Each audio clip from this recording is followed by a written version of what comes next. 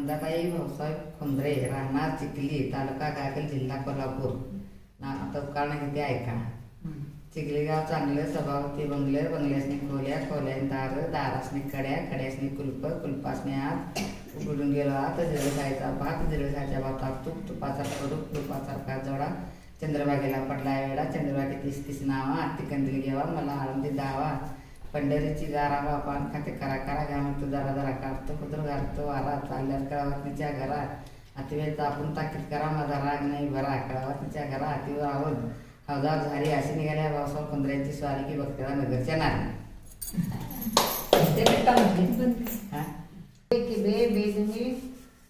बेदुनी फांदी, त्यातून निघाले महात्मा गांधी. महात्मा गांधींनी घातलं हॉटेल, त्यातनं निघाले नाना पाटील.